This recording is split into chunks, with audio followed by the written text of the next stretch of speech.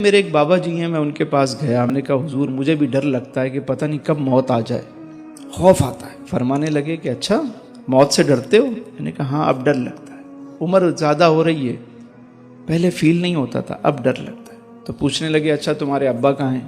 میں نے کہا وہ تو چلے گئے۔ نانا کہاں ہیں؟ میں نے کہا وہ بھی وہاں چلے گئے۔ نانی کہاں ہیں؟ وہ بھی چلے۔ دادا کہاں ہیں؟ وہ بھی چلے گئے۔ دادی کہاں ہیں؟ میں نے کہا خالو کہاں ہیں؟ چاچا کہاں ہیں؟ میں نے کہا سب چلے گئے۔ تایا کہاں ہیں؟ میں نے کہا سب گئے۔ کہنے لگے تو پھر ڈر کس بات کا؟ بھائی تم بھی چلے جاؤ گے تو انہی کے پاس جاؤ گے نا جہاں سارے ہیں، آدھے سے زیادہ خاندان تو وہاں ہیں، اور جو تھوڑا بہت رہ جائے گا وہ بھی پیچھے ایک ایک کر کے آ ہی جائے گا، تو ڈرنا کس بات کا ہے؟ پھر فرمانے لگے اچھا یہ بتاؤ تمہارے بابا کہاں ہیں؟ خواجہ کہاں ہیں؟ میں نے کہا وہ بھی وہیں۔ غوث کہاں ہیں؟ میں نے کہا وہ بھی وہیں ہیں۔ میں نے پھر ڈر کس بات کا؟ پھر ڈر کس بات کا؟ کہنے لگے ایک نسخہ بتاؤں آپ کو؟ میں نے کہا بتائیے۔ انہوں نے ایک نسخہ دیا مجھے، وہ میں چاہتا ہوں آج آپ کو بھی دے دوں، اور اس پہ عمل کر کے دیکھیں، آپ کو بہت لطف آئے گا۔ عمل کریں گے؟ فرمانے لگے بیٹا روز ان کو نا جو چلے گئے دنیا سے ان کو روز ایک تحفہ پیش کر دیا کرو۔ میں نے کہا تحفہ کیسے؟ کہنے لگے کوئی گفٹ بھیجا کرو، گفٹ۔ میں نے کہا گفٹ کون سا؟ ٹی سی ایس سے بھیجوں؟ کہاں سے بھیجوں؟ کون لے کے جائے گا؟ کہنے لگے نہیں پتر، روز فاتحہ پڑھ کے نا ان کو ایصال ثواب کر دیا کرو۔ 1 مرتبہ سورہ فاتحہ، 3 مرتبہ سورہ اخلاص، اور کہو یا اللہ اس کا ثواب میں اپنے پیارے آقا صلی اللہ علیہ وسلم، تمام صحابہ کرام، تمام اہل بیت اطہار، جمی مومنین مومنات، مسلمین مسلمات، اور بالخصوص جو آپ کے والدین ہیں، جو اعزاء اقربا، ان کا نام جو ہے نا اس میں شامل کر لیں کہ بالخصوص اس کا ثواب ان کو پہنچے۔ اب یہ روز ایصال ثواب آپ کرتے رہو۔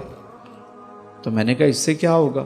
کہنے لگے کہ اچھا یہ بتاؤ کہ اگر تمہارا کوئی دوست ہو لاہور میں اور کراچی میں تمہیں روزانہ وہ گفٹ بھیجے، تم آفس پہنچو تو وہاں گفٹ رکھا ہوا ہو، تم گھر پہ ہو تو وہ گھر پہ تحفہ روز آئے، ڈیلی پارسل آ رہا ہے، کیا ہوگا؟ میں نے کہا میں تو بڑا خوش ہوں گا۔ کہنے لگے کہ روزانہ وہ دوست تمہیں تحفہ بھیجتا ہے، ایک بہترین بکے ہے، خوبصورت بکے آتا ہے، گفٹ آتا ہے، آپ روزانہ اس کو انجوائے کرتے ہو، اور ایک دن آپ کو پتا چلے کہ آپ کا وہ دوست جو لاہور میں ہے، جو روزانہ آپ کو تحفہ بھیجتا ہے، آج وہ خود آ رہا ہے، آپ کیا کرو گے؟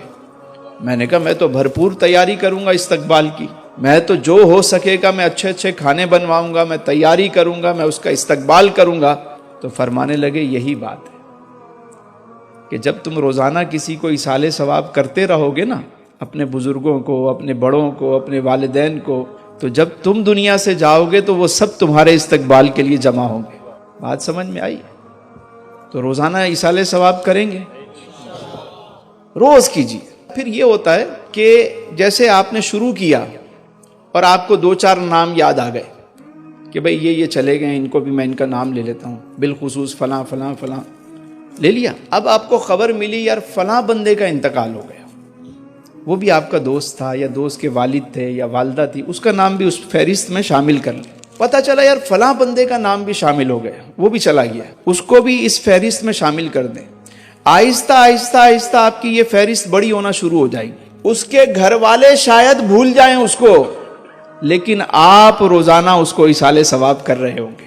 اور جب ایسا بندہ دنیا سے جاتا ہے نا، جو سب کے لیے ایصال ثواب کرتا رہتا ہے، نماز پڑھتا رہتا ہے، نیک کام کرتا رہتا ہے، نیک انسان جب دنیا سے جاتا ہے تو پاک فرشتے، وہ معصوم فرشتے پوری جماعت کی صورت میں آتے ہیں، اس کا استقبال کرتے ہیں، اس کو پورے طریقے سے پروٹوکول سے لے کے جاتے ہیں۔ قرآن کریم کہتا ہے یا ایتھا النفس المطمئنہ ارجعی الی ربک راضیۃ مرضیہ فادخلی فی عبادی وادخلی جنتی۔ اے پاک روح آجا، باہر آجا، اب چلنے کا ٹائم آ گیا تیرا۔ تو بڑے طریقے کے ساتھ اس کو لے کر جاتے ہیں اعلیٰ علیین کی طرف۔